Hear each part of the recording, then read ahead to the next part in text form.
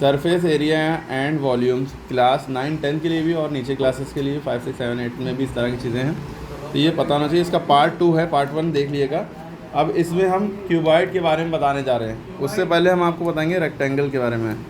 आप लोग जानते हैं रेक्टेंगल कैसा होता है,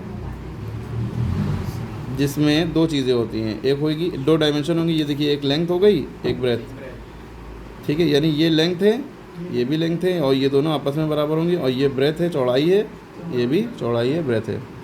अच्छा, ये लेंथ होती है LENGTH, इसे भी लेंथ कहते हैं LENGTH, सॉरी इसे क्या कहते हैं, माइंड डाइवर्ट हो रहा है, आप लोग बोल रहे हैं,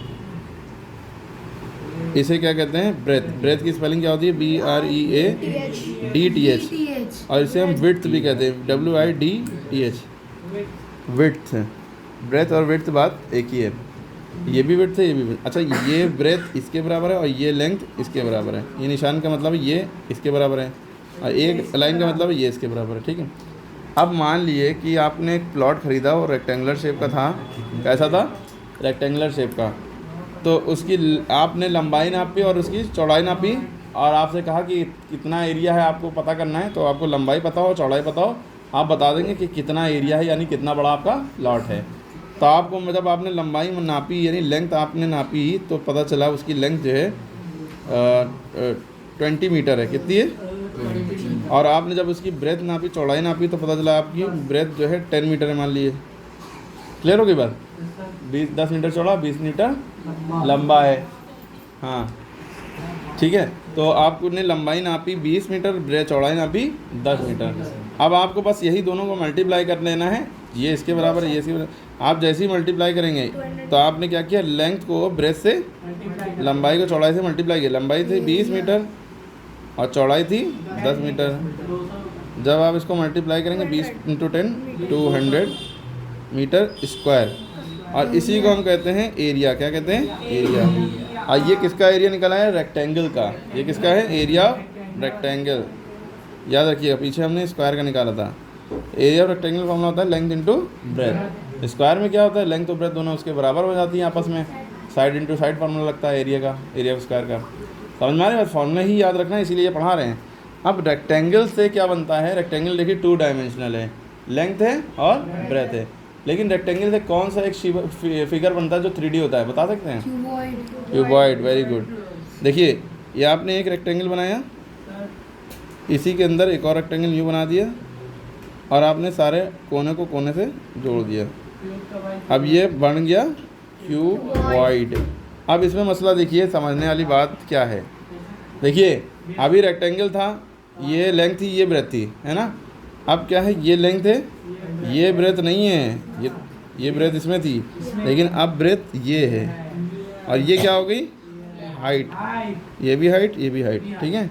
लेंथ, सारी लेंथ है। इसमें भी 12 एजेस यानी 12 साइड है, यानी लाइनें साइड 12 हैं, 6 फेसेस हैं और 8 वर्टिसेस है, कोने, कॉर्नर या वर्टिसेस बात एक ही होती है।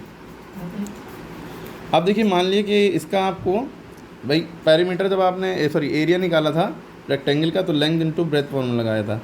मान लिया आपको पेरीमीटर निकालना है, क्या निकालना है, और किसका पेरीमीटर निकालना है, रेक्टेंगल का।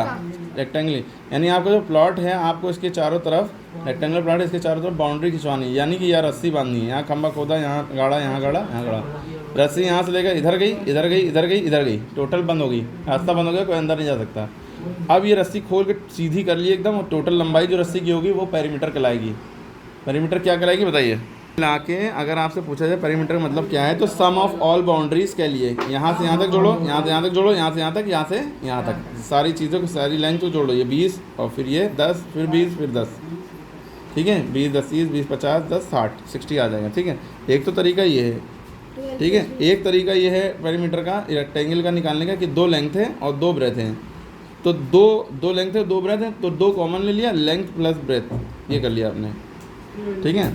तो 2 इंटू लेंथ की वैल्यू कितनी है 20, प्लस ब्रेथ की वैल्यू कितनी है 10। तो पहले इन दोनों को मल्टीप्लाई करेंगे ब्रैकेट के अंदर, 2 इंटू 20 10 30, और 3 2 6 60, और 60 मीटर आगे। इसमें स्क्वायर नहीं लगता है, समझ में आई पेरीमीटर कैसे निकलता है।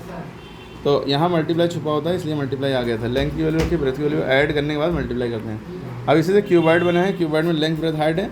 अब मान लीजिए इसमें क्या निकालना है आपको, वॉल्यूम ऑफ क्यूबॉइड। क्या निकालना है, वॉल्यूम ऑफ क्यूबॉइड। तो इसका फॉर्मूला क्या होता है भाई, area of rectangular formula length into breadth था।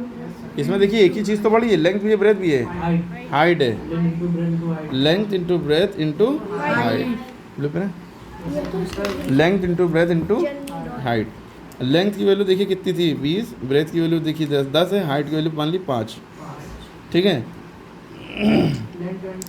लेंथ 20, ब्रेथ हो गई 10 और हाइट हो गई 5। कितना आएगा, पहले इन दोनों को मल्टीप्लाई करेंगे, जो आंसर आएगा उसके से 20 इंटू 10 200 हो गया, into 5 5 to the 10 5 to 10, 2 zero लगे तो दोनों लगा लिए, तो 1000। अब वॉल्यूम जब किसी भी चीज़ का लगाते हैं तो जो यूनिट होती है उसमें क्यूब लगाते हैं। अगर सेंटीमीटर सेंटीमीटर, मीटर तो मीटर, मीटर क्यूब। समझ में आएगी बात, कुछ रह गया, कोई इशू, कोई दिक्कत, कोई चीज़ ऐसी जो ना समझ में आई हो। अब देखिए surface area of, surface area of cuboid क्या होता है, surface area of cuboid 2L into B plus B into H plus H into L, 2LB plus BH plus HL। 2 length की वैल्यू कितनी है 20, इंटू ब्रेथ की value 10 है, breath की value 10 है, इंटू हाइट की वैल्यू 5 है, हाइट की वैल्यू 5 है, लेंथ की वैल्यू 20 है। ठीक है, 20 into 10 200 plus 10 by the 50, 5 to the 10 100। ठीक है, 2 इंटू 200 प्लस 100 300 350।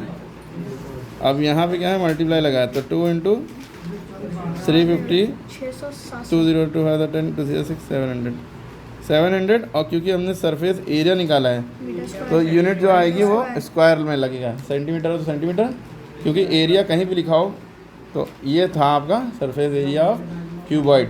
मान लिए कि आपको निकालना होता है एरिया ऑफ 4 वॉल्स। क्या फॉर्मूला है, एग्जाम में डायरेक्ट पूछ लेगा, एरिया ऑफ 4 वॉल्स, यही निकालो। इसका दूसरा नाम होता है लेटरल सरफेस एरिया। लेटरल, आपको ये ध्यान रखना है कि lateral surface area of cuboid. ठीक है, यहाँ पे lateral area 4 walls of cuboid, cuboid word जरूर लिखा होगा, क्यूब लिखा होगा तो 6 इंटू साइड स्क्वायर फॉर्मूला है, सॉरी 4 इंटू साइड स्क्वायर। ठीक है, लेटरल सरफेस एरिया का मतलब क्या होता है भाई, छत हटा दो, ज़मीन हटा दो, चारों दीवारों का एरिया। छत को नहीं पेंट करना है, ज़मीन में नहीं पेंट करना है, चारों दीवारों को पेंट करने में कितना पेंट लगेगा, वो लेटरल सरफेस एरिया है, ऐसे समझ लीजिए। इसका फॉर्मूला क्या होगा, एरिया देखिए पेरीमीटर ऑफ रेक्टेंगल फॉर्मूला होता था 2L प्लस B, है ना। इसमें बस हाइट से मल्टीप्लाई कर दी जो पेरीमीटर निकले। समझ में आ गई बात।